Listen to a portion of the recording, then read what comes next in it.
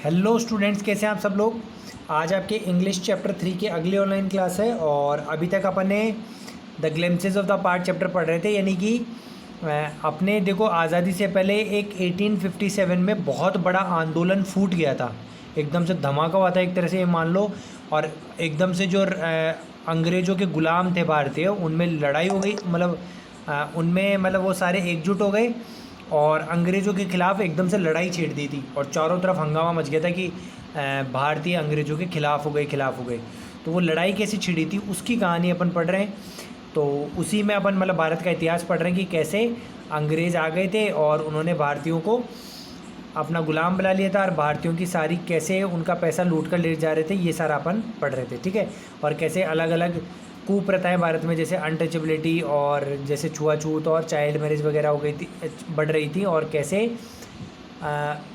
अंग्रेज़ों ने ऐसे नियम बना दिए थे जिससे अंग्रेज़ों के माल सस्ते बिक रहे थे यहाँ पे, और भारतीयों के सारे जितने भी व्यापारी है उनका सारा कामकाज क्या हो गया, ध्वस्त हो गया। और इस कारण काफ़ी लोग भुखमरी से मर गए। ठीक है। चलो, अब अगला अध्याय आता है राजा राम मोहन रॉय। उनका दौर 1772 से 1883। उन्होंने क्या किया। Raja Ram Mohan Roy, a learned man from Bengal, एक पढ़े लिखे इंसान जो कि बंगाल से थे, understood what was going wrong with the country. इन्होंने समझ लिया था कि देश के साथ गलत हो रहा है, क्या गलत हो रहा है, क्या करना चाहिए, इन्होंने समझा। तो ये कह रहे हैं, let us not despise ourselves, our ancient culture is great. हमें खुद से घृणा नहीं करनी चाहिए, हमारा पुराना जो संस्कृति है वो काफ़ी महान है।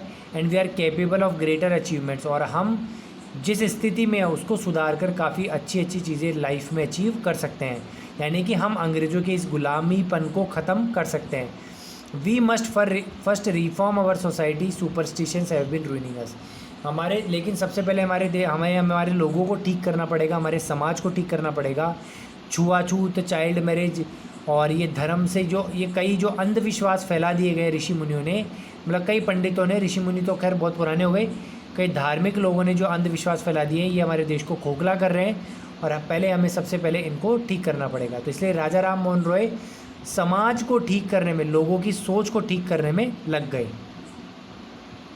He was attracted by science and modern knowledge, और उन्हें विज्ञान और जो मॉडर्न नॉलेज थी, नई जानकारियाँ जो अंग्रेज़ लेकर आए थे, क्योंकि अंग्रेज़ अपन से ज़्यादा मॉडर्न थे, तो उसकी तरफ वो काफ़ी आकर्षित होते थे और ये सोचते थे कि जैसे अंग्रेज़ अगर कुछ चीज़ें खुद कर सकते हैं तो हम भारतीय भी इस नॉलेज को हासिल करके अपने लिए कुछ भला कर सकते हैं। Knowledge should be practical and scientific, और वो मानते थे कि ज्ञान प्रैक्टिकल होना चाहिए, यानी जो किया जा सके और जिसको साबित किया जा सके। ठीक है। यानी सिर्फ बातों बातों का ज्ञान नहीं होना चाहिए।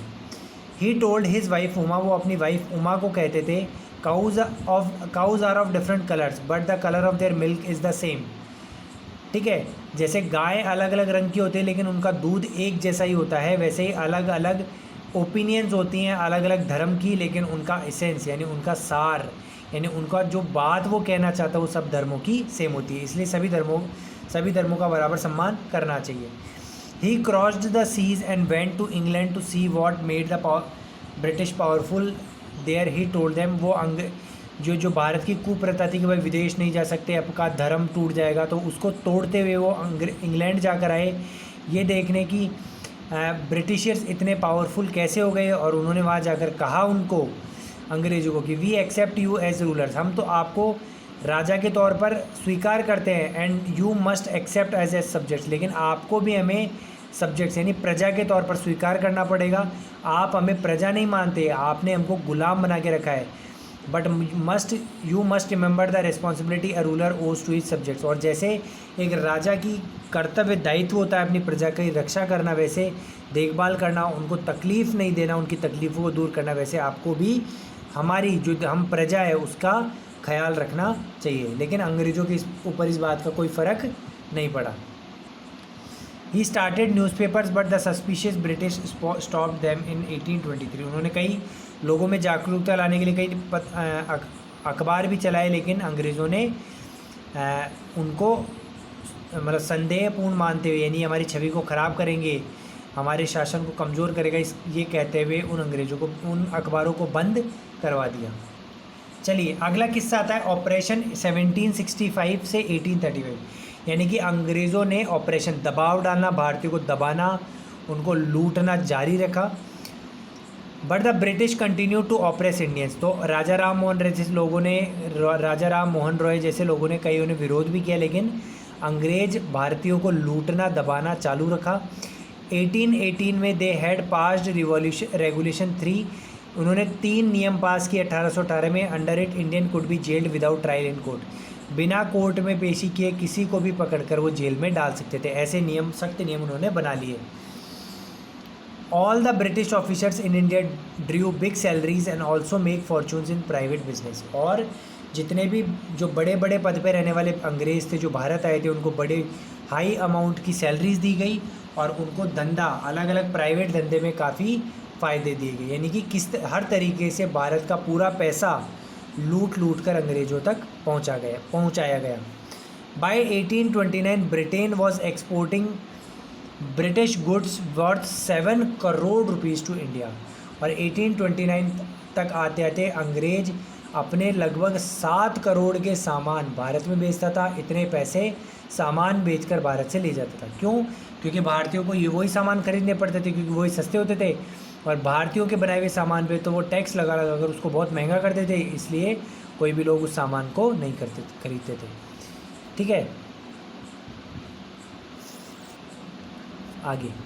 The British proposed on the companies loot while Indian industries begin to life. और अंग्रेज प्रॉस्पर्ड, फलते फूलते गए, उनका धंधा बढ़ता गया, पैसा लूटते गए वो कंपनी के नियमों के द्वारा। और भारत की जो इंडस्ट्रीज़ थी, भारत की जो स्वदेशी जो बनाई हुई चीज़ें थी, वो नष्ट होने लगी और लोगों का धंधा पानी छिनने लगा।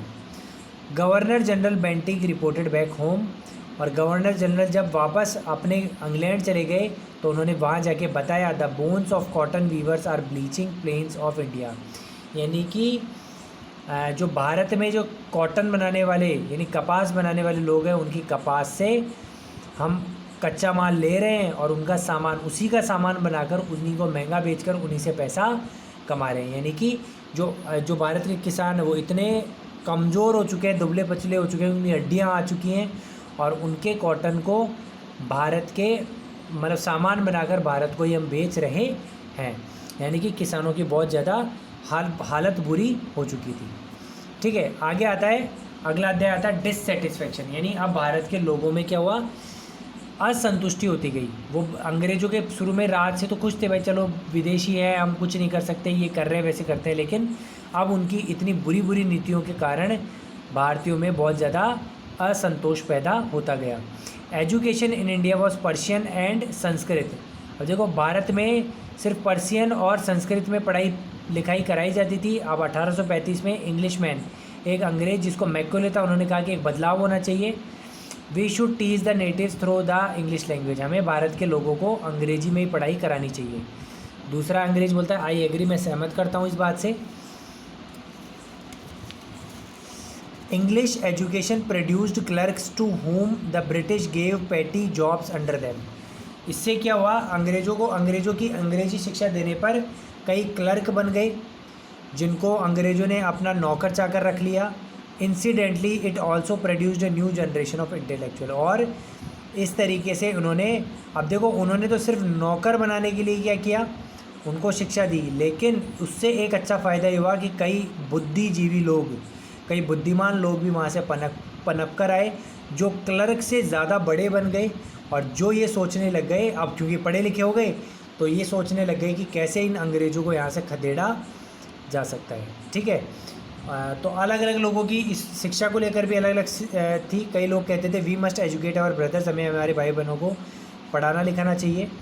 And try to improve their material condition. और इससे उनकी स्थिति बढ़ जाएगी, क्योंकि वो अंग्रेज़ों के अंडर काम करने लगेंगे, उनको थोड़ा बहुत पैसा मिलने लग जाएगा, तो उनकी आर्थिक स्थिति सही हो जाएगी। For what we must convey our grievances to the British parliament. और एक ये कि भाई चलो, हमें पढ़ाई इसलिए भी करनी चाहिए कि जिससे हमें अंग्रेजी आ जाएगी और हम हमारी दिक्कतों को अंग्रेज़ों की पार्लियामेंट जो इंग्लैंड में, वहाँ तक हमारी दिक्कतें पहुँचा पाएंगे, ताकि वो हमारी समस्याओं को दूर करें। क्योंकि वो इसलिए भी भारतीय पीछे रह जाते थे क्योंकि उनको अंग्रेज़ी नहीं आती थी। वो अपने मुसीबतों को मतलब इंग्लैंड का जो जहाँ से मेन शासन था, वहाँ तक वो पहुँचा नहीं पाते थे। तो लोग सोच रहे थे चलो अच्छा है पढ़ लिख लेंगे तो अपनी शिकायतें वहाँ तक पहुँचा देंगे। By 1856 the British has conquered the whole of India. 1850 से देखो, शुरू में मैंने आपको दिखाया था ना पहले वीडियो में, छोटा सा ही रेड कलर पिंक कलर का था, अब पूरा का पूरा पिंक हो चुका था। भारत के लगभग सभी हिस्सों में अंग्रेज़ों ने अपना शासन स्थापित कर लिया था। ठीक है, they cared little about the needs of Indians, और वो भारत की ज़रूरतों के बारे में बिल्कुल थोड़ा सा ही बिल्कुल भी नहीं सोचते थे, सिर्फ पैसा ही पैसा कमाने के बारे में सोचते थे अंग्रेज़। अवर किंग्स हैव बिकम, अब कुछ लोग कह रहे हैं जैसे हमारे राजा तो तोते बन गए, पोपट बन गए, we have lost our old jobs, और हमें हमारी नौकरियां भी छूट गई, हमारे पास कुछ पैसा नहीं है, और हमारे राजा भी अब राजा नहीं रहे क्योंकि वो तो अंग्रेज़ों के अधीन हो गए। एंड लैंड्स, और दूसरा कह रहे हैं हमें हमारी ज़मीन भी छिन गई हमारे साथ। They are converting our brothers, और वो अंग्रेज़ क्या कर रहे हैं कि लोगों को धर्म बदल कर उनको क्रिश्चियन बना रहे हैं ताकि सभी के लोग यहाँ पे उनके जैसे हो जाएं। You should talk do something to drive them out, और कुछ लोग करें कि हमें कुछ करना पड़ेगा इनको यहाँ से खदेड़ कर निकालने के लिए। तो बच्चों सेकंड पार्ट हमारा यहीं तक है। ठीक है, अब थर्ड पार्ट में आपको बचे हुए से पढ़ाए जाएंगे और थर्ड पार्ट में आपका चैप्टर समाप्त हो जाएगा। ठीक है, मुझे उम्मीद है कि आपको यहाँ तक ये हमारे इतिहास में क्या क्या हुआ, कैसे 1857 की क्रांति फूटी, उसके कारण जो चल रहे हैं वो आपको समझ में आए होंगे। आगे आने वाली क्लास में आपको और अच्छे से समझ में आएगा जब अपन बचा हुआ चैप्टर पढ़ेंगे। वीडियो को लाइक कीजिए, कमेंट कीजिए, चैनल को सब्सक्राइब कीजिए, रेगुलर देखते रहिए। कोई भी दिक्कत हो में बताइए। Thank you, have a nice day.